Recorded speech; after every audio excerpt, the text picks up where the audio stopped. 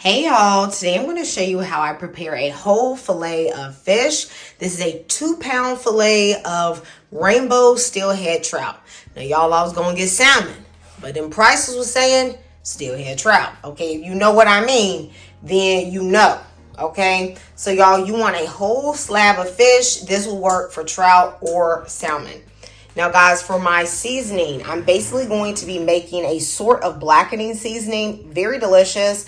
I'm using lemon pepper. I'm using Creole seasoning. However, make a note that I am using the one that has lower sodium. So if you're using the original Tony's, you may want to just cut back or be mindful. I have thyme, oregano, white pepper. These are chili flakes. They're orange because these are homegrown chili flakes. So they're a different color than your typical ones. I have smoked paprika and a bit of some brown sugar. I'm going to preheat the oven to 400 degrees.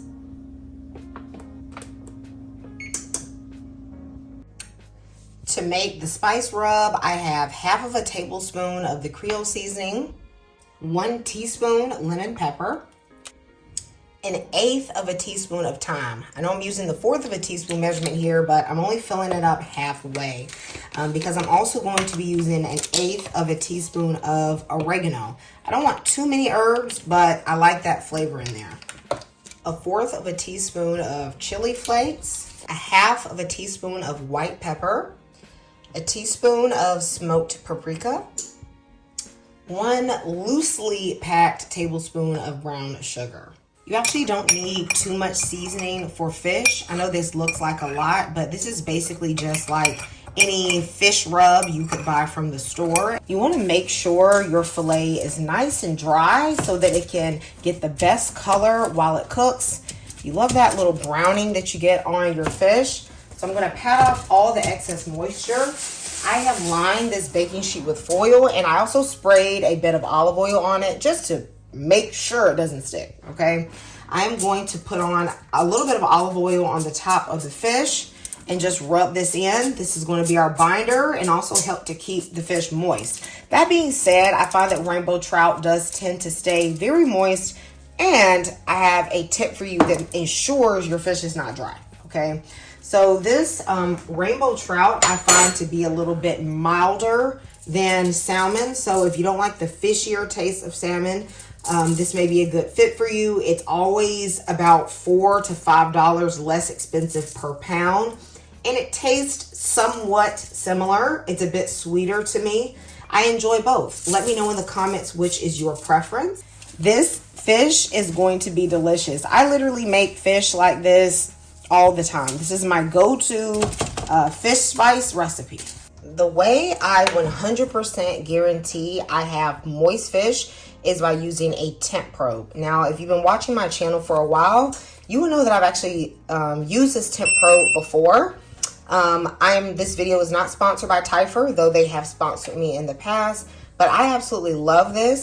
I like to bake my fish especially I should say my salmon and my trout, to about 125 degrees. I'm going to stick my temp probe in the thickest part of the fish. As you can see, this part is very meaty. If you look at the back, it's a lot thinner. You wouldn't want to stick it back here. According to, the USDA, they say that your fish should be cooked to about 145 degrees. However, I find that it is dry at that point. I'm going to cook mine to 125. I'm just going to allow the carryover temperature to take it the rest of the way. My fish has always been moist and perfect, and I've never gotten sick. So let me know if you try it. I do this with salmon and the trout. The oven is hot. It's at 400 degrees. I like to cook my fish on a high temp fast to get the browning. I'm going to place this in here, and for the last few minutes, I'm going to broil if it's not brown enough. How long it's going to take the fish to cook is highly dependent on the thickness of your fish. With this Tyfer, it is actually going to just go off whenever it's ready, whenever it hits 125. Now let's say you don't have this, no problem. you can use a regular meat thermometer. This, however, is manual, of course, so you're going to have to prod it yourself to get the temperature, and that's fine. What I'm going to do is I'm going to tell you guys about how long it takes mine to cook, and that way you can use that as a guide. But ultimately, it's going to depend on the thickness of your fish and how much fish you are cooking.